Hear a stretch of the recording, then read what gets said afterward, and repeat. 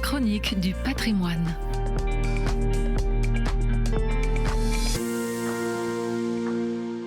Bonjour à tous. Partons ensemble à la découverte d'une église surnommée en son temps Byzance à Paris. Avec ses coupoles, l'édifice en béton armé revêtu de briques en extérieur s'inspire de la basilique Sainte-Sophie de Constantinople.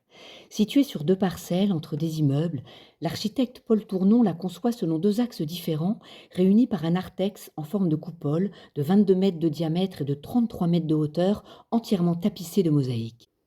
Depuis leur restauration en 2022, toutes les coupoles sont à présent parées de cuivre. Le clocher, plus récent, dont la construction est achevée en 1963, abrite 4 cloches et des logements.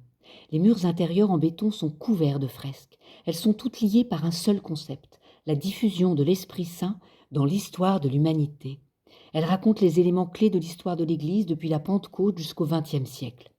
Maurice Denis réalise en 1934 la fresque de la Pentecôte à l'arrière de l'autel. L'artiste y représente la descente de l'Esprit Saint sur les apôtres et Marie dans le décor surprenant d'un cirque romain.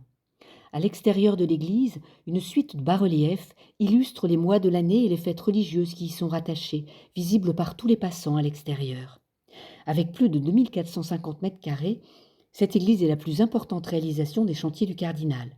Elle sera classée au titre des monuments historiques en juillet 2016. On la surnomme aussi la reine des églises du cardinal.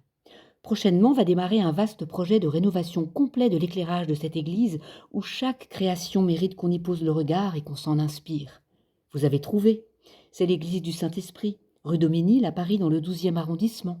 Et en la visitant, vous comprendrez mieux son surnom de reine. À bientôt pour de nouvelles découvertes.